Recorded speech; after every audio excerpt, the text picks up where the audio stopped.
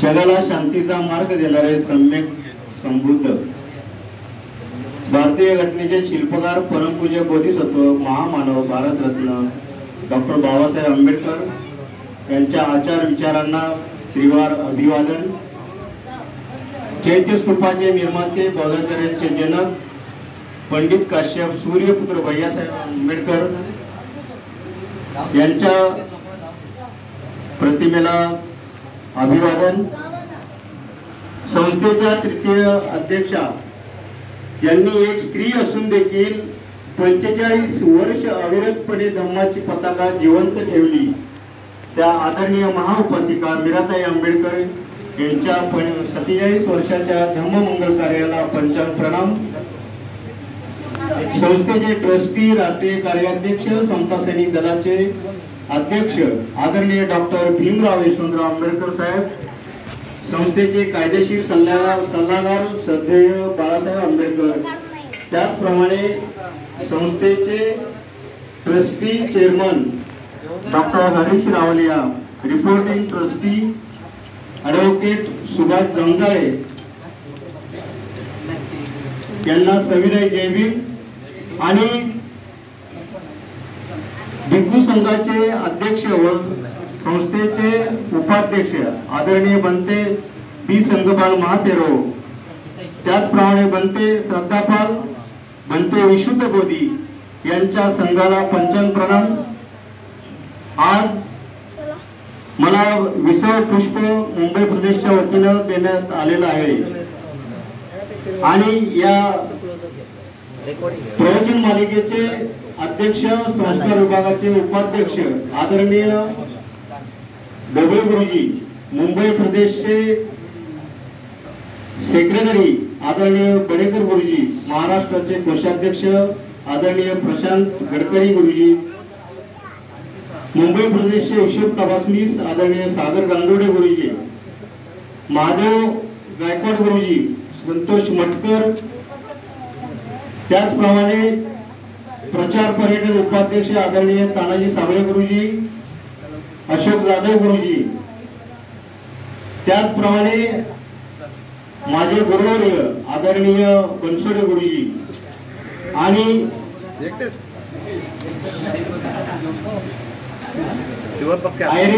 आयरे गुरुजी, ज्ञानेश गुरुजी,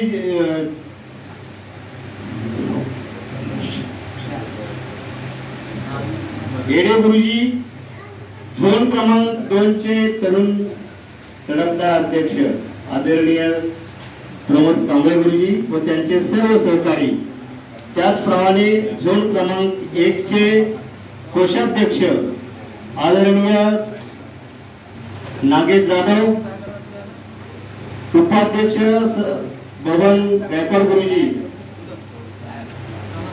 झोन क्रमांक 2 चे सरचिटणीस महेंद्र पवार गुरुजी, कोषाध्यक्ष विजय सपकाळ गुरुजी, assistant general major Santosh Jadhav गुरुजी, निलेश पवार गुरुजी, झोन क्रमांक 4 चे संरक्षण उपाध्यक्ष संजय जाधव गुरुजी, एनडी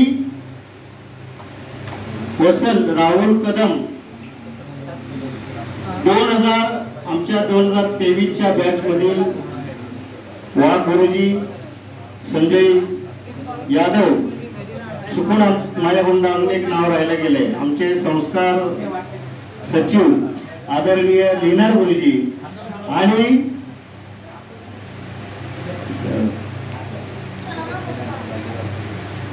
इकडे सर्व संस्थेचे केंद्रीय शिक्षक शिक्षिका 2023-2024 च्या बॅचचे व आताच्या 2025 च्या बॅचचे सर्व बौद्धाचार्य, उपासक उपासिका, समता सैनिक दलाचे सर्व पदाधिकारी, सैनिक आणि शील संपन्न उपासक उपासिका यांना सविनय जय भीम।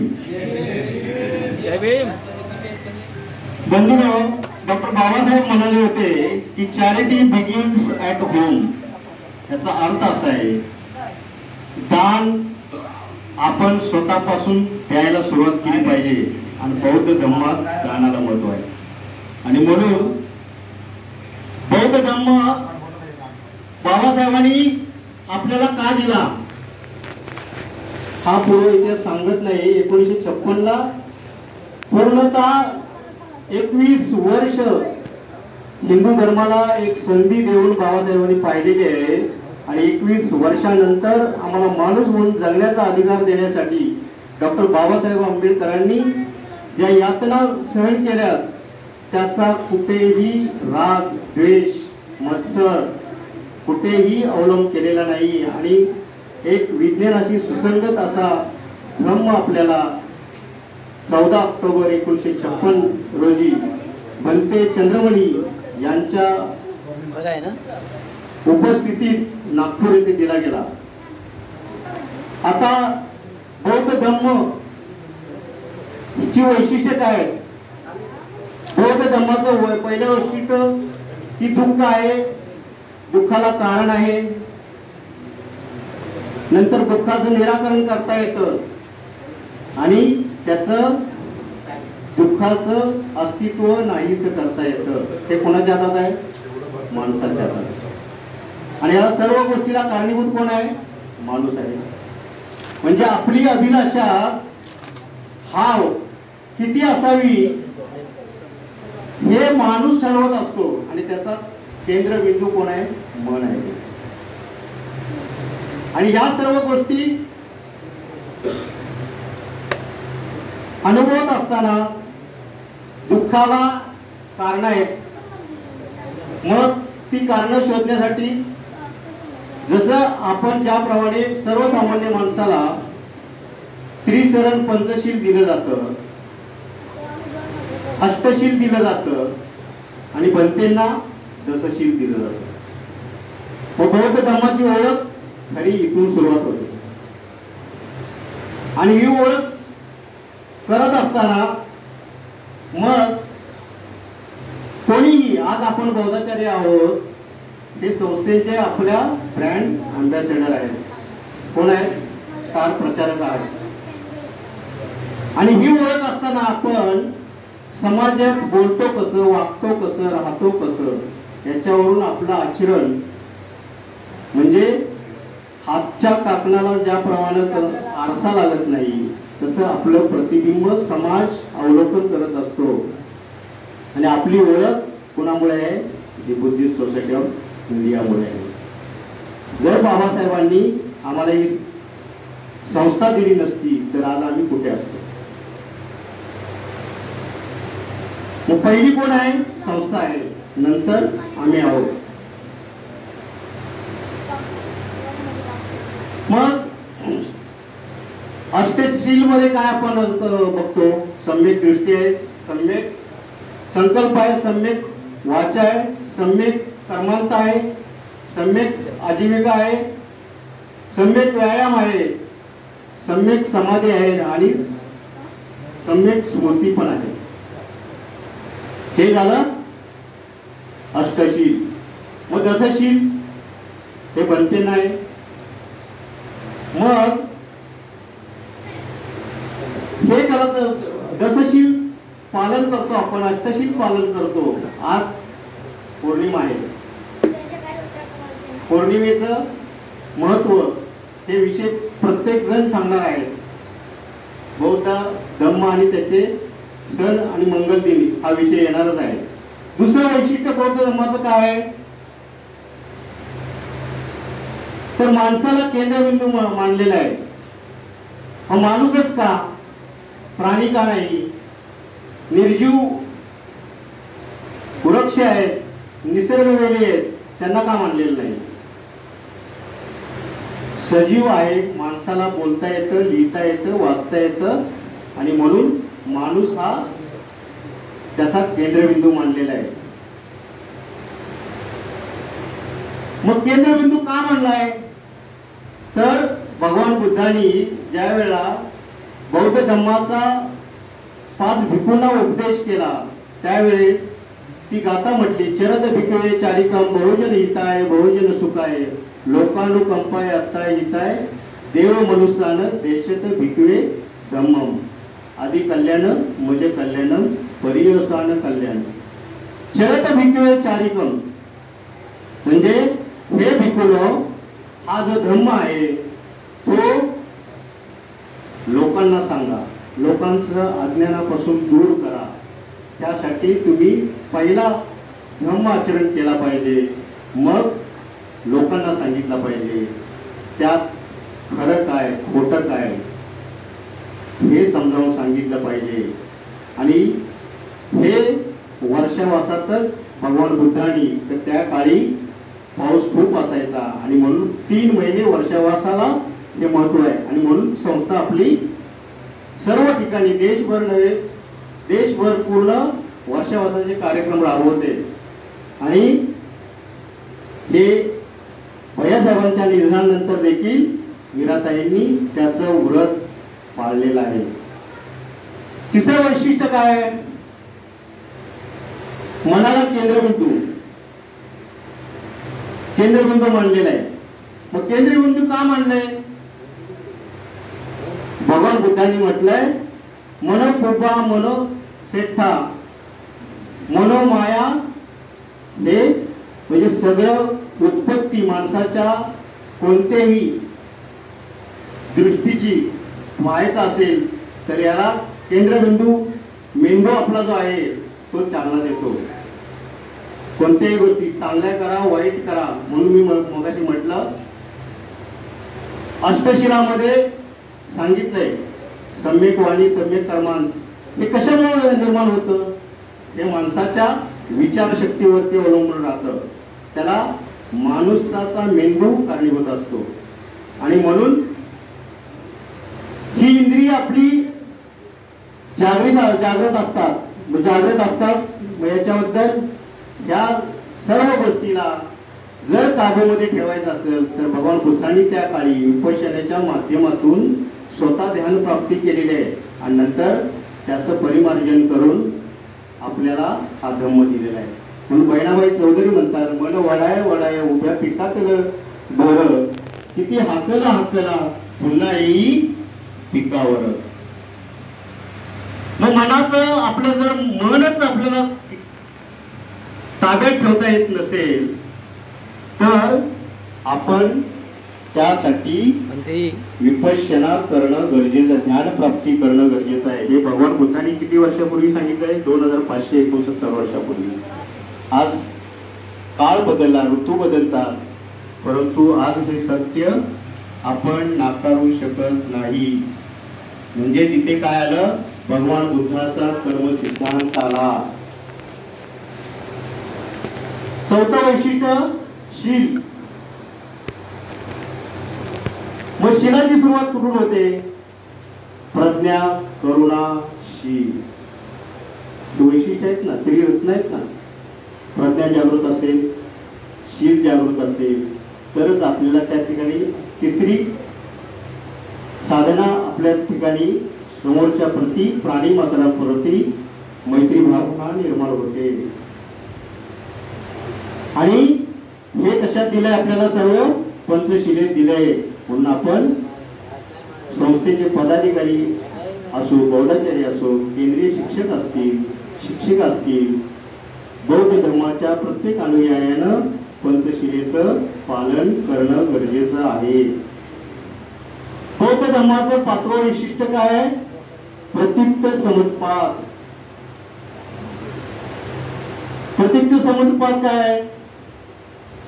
म्हणजे प्रत्येक गोष्टीला काय कारण असतं, कारणाशिवाय त्याची निर्मिती होत नाही. कोणत्याही गोष्टीला कारण असतं. एखादं झाड लावलं तर ते काही वर्षानंतर फळं देतं. एखाद्या मुलाला शिक्षण दिलं तर तो 20 वर्षानंतर ग्रॅज्युएट होईल, डॉक्टर होईल, इंजिनियर होईल आणि नंतर त्याची फळं आपल्याला आपोआप मिळतील. परंतु जर केळीचं झाड लावलं, पेरूचं झाड लावलं, त्याला काही वर्षात जर तात्काळ फळं येतात आणि ते आपण फळं चाखतो. हा भगवान बुद्धांनी काय सांगितलंय? कर्मसिद्धांत सांगितलाय. म्हणजे कोणत्याही गोष्टीची उत्पत्ती आपोआप होत नाही, त्याला कारण लागतं. एक बीज रोवलं तर त्याचं रोपटं होतं, फुलं तयार होतात आणि त्या फुलाला आलेला सुगंध आपण ज्याप्रमाणे सगळीकडे दरवळतो त्याप्रमाणे आपण बौद्ध धर्माचे प्रचारक आहोत. याप्रमाणे संस्थेबरोबरच आपण काम करून हा सुगंध सगळीकडे दरवळण्यासाठी प्रयत्न केले पाहिजे. मग आता सगळेजण आपण विज्ञान युग आहे, परंतु भौतिक सुखाच्या मागे लागलोय. भौतिक सुख म्हणजे कोणतं? मला झटपट श्रीमंत व्हायचं आहे, कष्ट नको, श्रम नको. म्हणजे भौतिक सुख क्षणिक असतं, परंतु अपार मेहनतीनं केलेलं कष्ट जेवढं चिरंतन टिकतं तेवढं भौतिक सुख, तात्पुरतं मिळालेलं सुख हे तेवढ्या पुरतं क्षणिक असतं आणि त्याचं समाधान आपल्याला आयुष्यभर पुरत नाही. जर ते समाधान किंवा केलेलं काम हे जर टिकवायचं असेल तर आपल्याला शेवटपर्यंत कोणताही हेतू न ठेवता काम केलेलं फार महत्वाचं असतं. बौद्ध धर्माचं 6वं वैशिष्ट्य काय? भगवान बुद्धांनी सांगितले, काय सांगितलंय? आत्मा आहे का? आत्मा नाकारलेला आहे. आत्म्याचा जन्म कुठे होता? काही ठिकाणी सांगितलंय. मोहम्मद पैगंबरांनी म्हटलं मी अवतार आहे.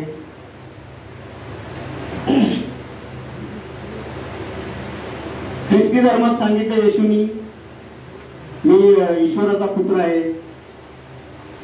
हिंदू धर्मात 33 कोटी देव आहे. इथे 33 कोटी देव आहेत. मग हे जर आहे तर मग 2019 ला कोविड-19 आणि 2021 ला कोविड आलं होतं. मग डॉक्टरांची गरज का लागली? मग डॉक्टरच माणसांची जीव वाचवायला आले ना, नर्सेस आले ना. ते कोण होतं? माणूस होता. आणि शरीरामध्ये ज्याप्रमाणे निसर्गाचे 3 ऋतू आहेत, उन्हाळा आहे, पावसाळा आहे आणि हिवाळा आहे, त्याप्रमाणे माणूस लहान असताना, बालक असताना त्याच्या जशी शरीराची वाढ क्षणोक्षणी होत असते त्याचप्रमाणे आपल्या शरीरात देखील प्रत्येक क्षणाला वेगवेगळी उत्पत्ती होत असते. आणि हे शाश्वत सत्य आहे. हे भगवान बुद्धांनी 2500 वर्षापूर्वी सांगितलंय. यालाच काय म्हटलं जातं? अनित्य, अनात्म आहे की नाही? ज्याप्रमाणे पृथ्वी, पाणी हे जड आहे, दिसतं, पण वारा दिसतो का? फक्त वाऱ्याची दिशा कळते, कुठून येतोय वारा ही ज्याप्रमाणे दिशा कळते त्याप्रमाणे पाण्याचं अस्तित्व आपण पाहू शकतो, पण वाऱ्याचं अस्तित्व दिसतं का आपल्याला? नाही. आणि याला सर्व घटक अवलंबून असतात. मग ह्या गोष्टी आणि हे पाणी आहे त्याचं बाष्पीभवन होतं उन्हाळ्यात आणि त्याचं काय होतं? ढग तयार होतात. नंतर काही दिवसांनी त्या ढगाचं रूपांतर पावसात होतं. म्हणजे हा भगवान बुद्धांनी त्यावेळेस 2500 वर्षापूर्वी सांगितलेला इतिहास आहे. हे 6वं वैशिष्ट्य झालं. बौद्ध धर्माचं 7वं वैशिष्ट्य काय? कलाम सुत्त. कलाम सुत्त काय आहे? मानव मुक्तीचा अधिकार. हे कोणी सांगितलंय? त्यावेळेस 2500 वर्षापूर्वी भगवान बुद्धांनी सांगितलं. हेच अस्तित्व डॉक्टर बाबासाहेब आंबेडकरांनी मान्य करून संविधानाच्या माध्यमातून मानवाच्या कल्याणाकरिता घटनेत त्याची अंमलबजावणी करील. स्त्री असेल, पुरुष असेल, यांना समानतेचे अधिकार दिले. मला सांगा, काही ठिकाणी पुरुष गेला तर स्त्रीला सती जायला लागायचं. आमच्या आई बहीण असेल किंवा माता असेल तर तिला सती जायला लागत असेल. म्हणजे स्त्रीवरती अत्याचार झाला की नाही? मी उलट म्हणतो, जर तो ती माता भगिनी गेली तर पुरुषांनी का सती जायचं नाही? समानतेचा हक्क सर्व नाही ना. मग पुरुषांनी का जायचं नाही?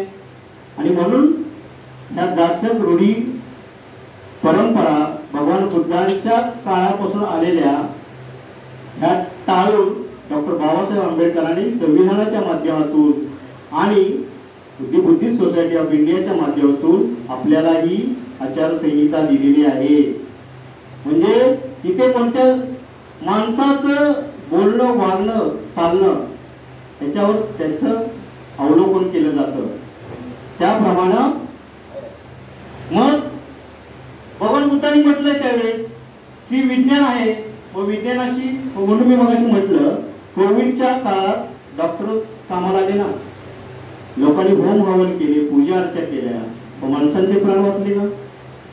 नाही वाचले.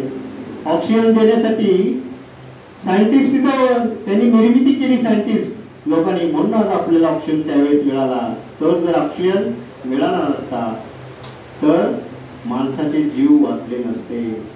म्हणजे किती जीवितहानी झाली असती याचा आपण अंदाज देखील बांधू शकलो नसतो. आणि डॉक्टर बाबासाहेबांनी हे सर्व आपल्याला दिले. त्याचबरोबर 8वं वैशिष्ट्य काय मग म्हटलं, सम्यक वाचा. सम्यक वाचेमध्ये आपण माणसाशी बोलताना आपल्या घरी काम करणारी एखादी स्त्री असेल, माता भगिनी असेल, आणि ती जर थोडा उशीर झाला किंवा आपल्याला काय हवं असतं ते लवकर जर आपण मागितलं नाही, वेळेवर मिळालं नाही, तर आपण रागाने तिच्यावरती लालबुंद होतो.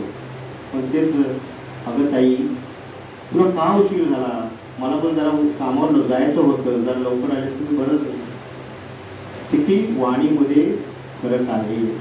आणि हेच भगवान बुद्धांनी अंगुलीमाल एक डाकू असतो त्याला देखील तो भगवान बुद्धांची हत्या करण्याच्या उद्देशाने समोर आलेला असतो, पण अंगुलीमाल देखील निशब्द होऊन भगवान बुद्धाचे शिष्यत्व पत्करलेलं आहे. आणि तेच अंगुलीमाल अरहंत पदाला पोहोचलेले आहे.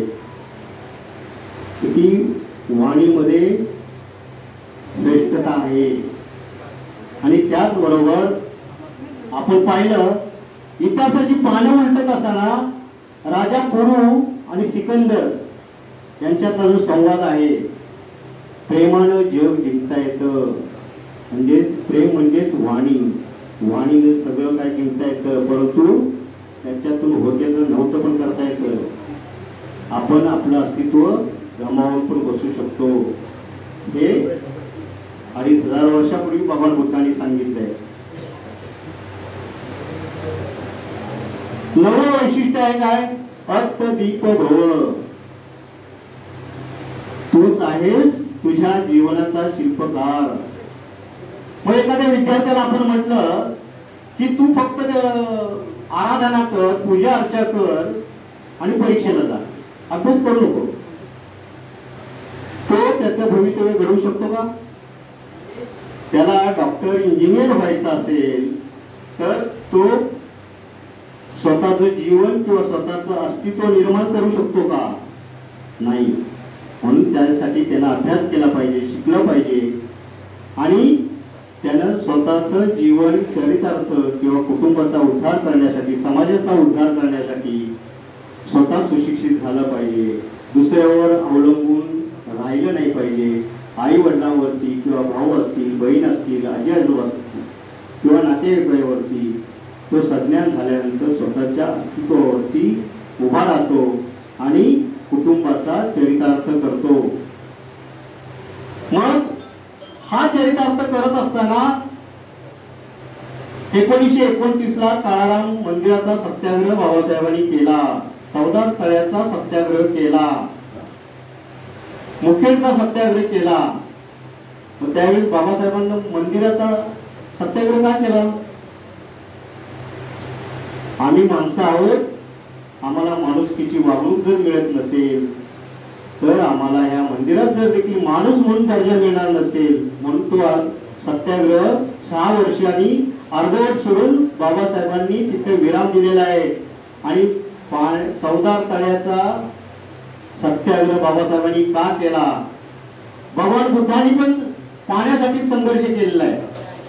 रोहिणी नदीच्या पाण्यावरून शाक्य आणि कोळी यांच्यात वितंडवाद झाला. एक राजपुत्र घर सोडतो, परंतु तो वाद तिथं संपून तथागत सिद्धार्थ गौतमांनी घर सोडून राजाश्रय सोडून स्वतः बौद्ध धर्माकडे वळले, परंतु तिथं संघर्ष टाळलेला आहे. दोनच असे महामानव आहेत की त्यांनी पाण्यासाठी माणसांच्या जीवितासाठी संघर्ष केलाय. मग बाबासाहेबांनी जो संघर्ष केलाय मानवतेचं प्रतीक म्हणून संघर्ष केलेला आहे आणि आपण हे विसरता कामा नये. आणि त्या माध्यमातून आपल्याला आपले अधिकार मिळवून दिलेले आहेत.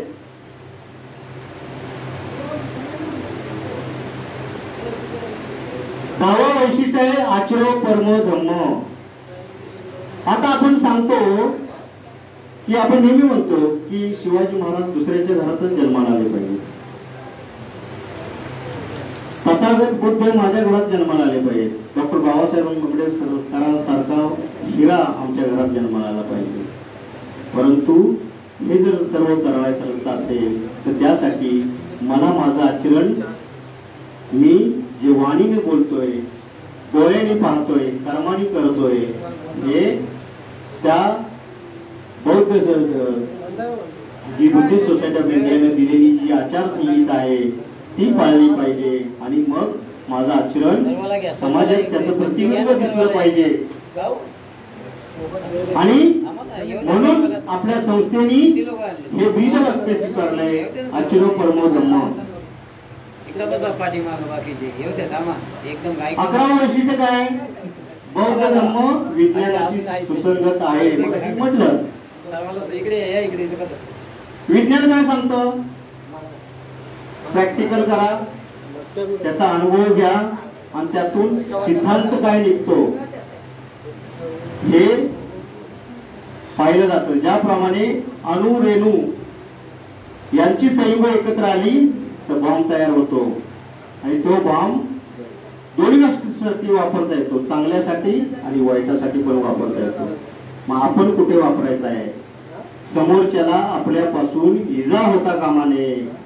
हे याचं मूर्तिमंत उदाहरण म्हणजे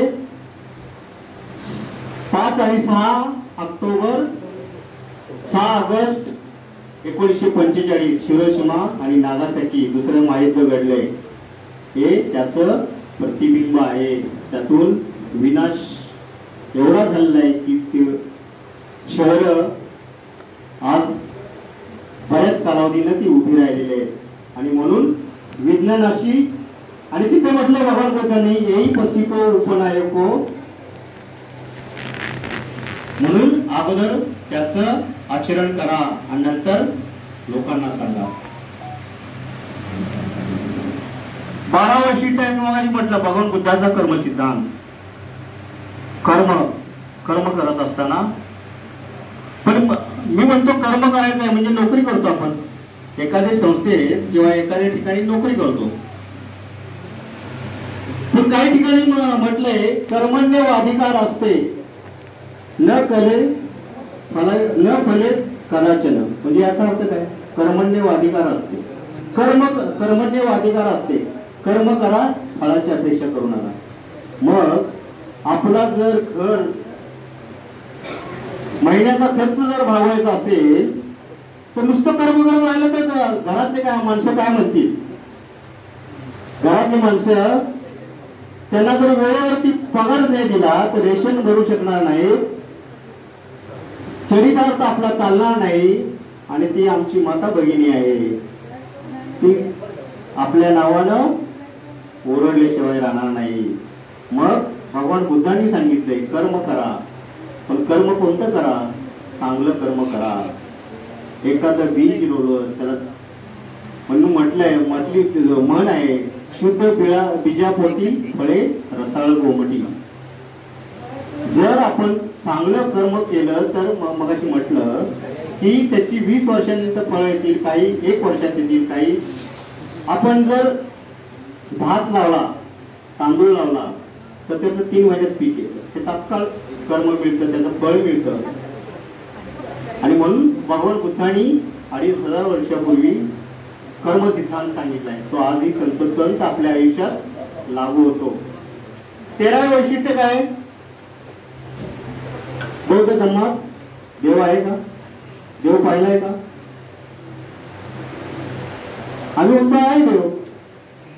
आजही ही प्रथा पाळली जाते.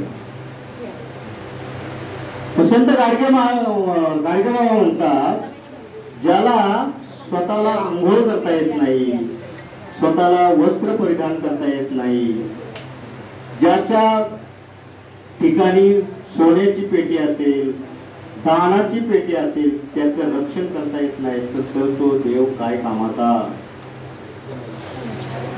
आहे का देव? मग कोविडच्या काळात कुठे देव गेले होते? कोणत्या गावी गेले होते? तिथे डॉक्टरच देव म्हणून, माणूस म्हणून सर्वसामान्य माणसाच्या देखील त्यांनी प्राण वाचवलेले आहेत. म्हणून डॉक्टर हे आपल्यासाठी एक चांगलं माणसाचे वाचवण्यासाठी माणसंच आहेत ती, म्हणून त्यांनी आपले प्राण वाचवलेले आहेत. मग बौद्ध धर्मात 14वे वैशिष्ट्य आहे, बौद्ध धर्मात देव नसल्यामुळे काय? प्रार्थना तिकडे आहे, आपल्याकडे काय? वंदन आहे, त्रिसरण आहे, पंचशील आहे. आणि याच्यातून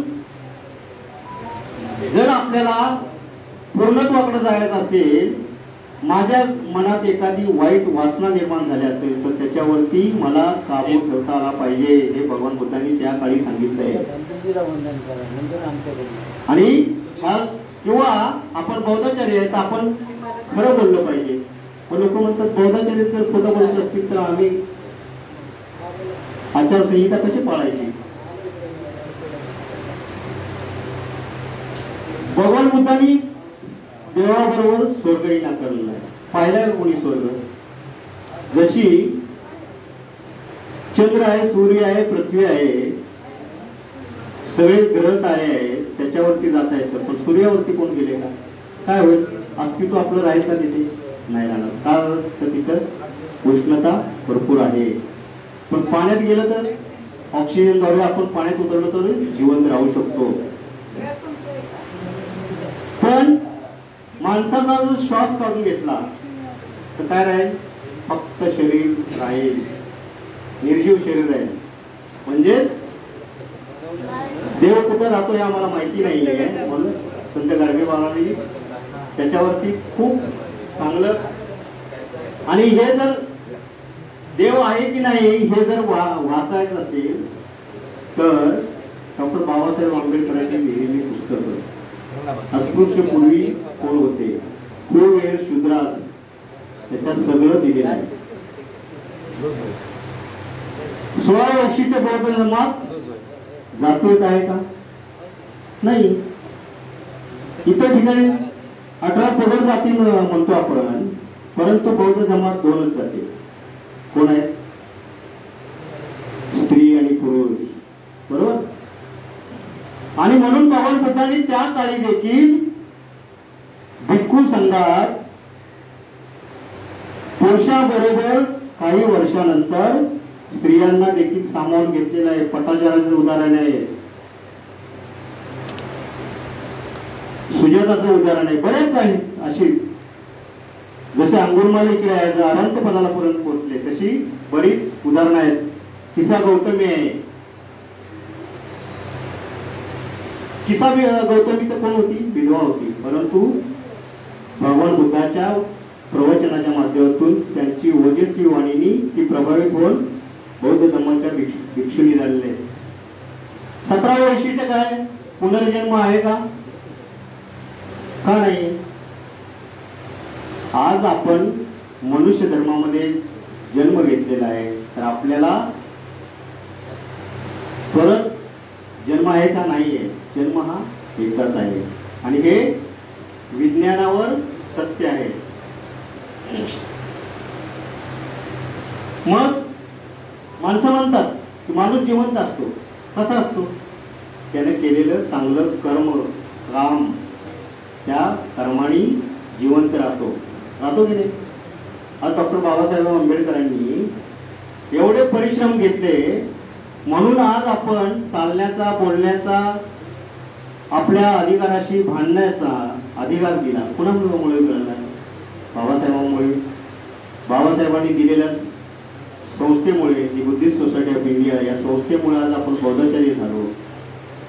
समाजात आपण एक प्रचारक म्हणून काम करतोय.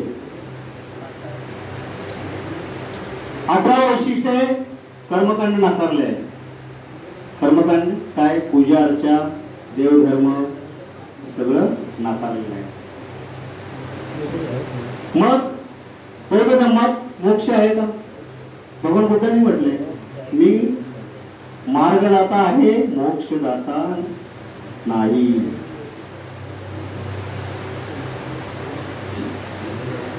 विसावं वैशिष्ट्य आहे मैत्री भावना. मग अशी म्हटले मी, प्रज्ञा, करुणा, शील आणि मैत्री. मग वैरानं वैर वाढत जातं.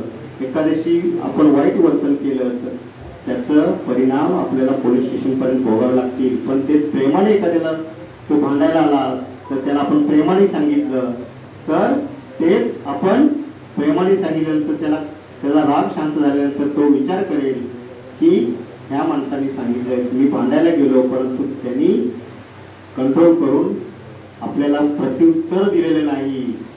म्हणून मैत्री भावना प्रत्येकाप्रती असली पाहिजे. 21वां वैशिष्ट्य काय आहे? मानवाच्या सुखाचा मार्ग. भगवान बुद्धांनी हेच सांगितले, आचरो परमो धम्म. विज्ञानावरती च्या आधारानं आपण काम करत राहिलो तर आपल्याला याचं अनुसरण करून चांगलं शिक्षण घेऊन पुढे आपल्याला याचं आचरण करता येतं. 22वां वैशिष्ट्य काय? मानवता. इथं धर्मात आहे का? पशुला त्याचं जीवन जगण्यासाठी पूर्ण वेळ स्वातंत्र्य आहे. पण आपल्याला त्यावेळी 1956 पूर्वी होतं का? जरी स्वातंत्र्य मिळाले म्हणून डॉक्टर बाबासाहेब आंबेडकर गोलमेज परिषदेत म्हणतात, इंग्रजांच्या राऊंड टेबल कॉन्फरन्स मध्ये 1929 ते 32, नंतर पुढे 35 ते 37 आणि 1942 ते 45 या कालावधीत या 3 गोलमेज परिषदा झाल्या. त्या ठिकाणी आम्हाला स्वातंत्र्य हवं, पण कोणाला, कशासाठी आणि का? गांधीजींना फक्त देश स्वातंत्र्य हवा होता, पण सवर्णांना, बाबासाहेबांना अस्पृश्यांचे जे अन्याय अत्याचार होत आहेत त्यासाठी मला स्वतःचा मतदारसंघ हवा आहे. आणि तो मतदारसंघ मिळवत असताना बाबासाहेबांनी पुणे करार, गांधींचे प्राण वाचवण्यासाठी पुणे करारावरती सही केलेली आहे. हे आपण डॉक्टर बाबासाहेब आंबेडकरांचं योगदान विसरता कामा नये. आणि मानवाच्या मानवी मूल्यांसाठी बाबासाहेब शेवटपर्यंत झगडत राहिले. स्वतःची मुलं गेली तरी बाबासाहेबांनी त्याची पर्वा केलेली नाहीये. आणि आपल्याला हा पवित्र असा बौद्ध धर्म भगवान बुद्धांनी दिलेला बौद्ध धर्म दिला आणि हे मानवतेचं प्रतीक आहे. आणि म्हणून आपण हे सर्व मानवतेच्या दृष्टीवरून, इथे दैववाद नाही ना कर्मकांड नाही, मानवता हा धर्म शिकवतो, धर्म नव्हे. आणि 23वावे वैशिष्ट्य आहे, माणसाने माणुसकीशी, माणसाने कसं वागलं पाहिजे? प्रेमानं वागलं पाहिजे. मग हे सर्व करत असताना मग इथे सगळं आलं ना, त्रिसरण आलं, पंचशील आलं, अष्टशील आलं, जसं पारमिता आल्या. आणि म्हणून ही बौद्ध धर्माची खास वैशिष्ट्य आहे. आज केंद्रीय प्रशिक्षण विभाग आणि केंद्रीय कार्यालय, त्याचप्रमाणे मुंबई प्रदेशचे माझे सर्व सहकारी आणि आपण सर्वांनी मला अनमोल सहकार्य करून माझ्याकडून काही चुका झाल्या असतील तर त्याबद्दल क्षमा असावी. आणि तुमचे लाख लाख धन्यवाद. सर्वांना जय भीम, नवोदय, जय संविधान, जय भारत. आदर्शाला वंदन. सर्वांना जय गुरु. आदरणीय सत्यदेव गुरुजी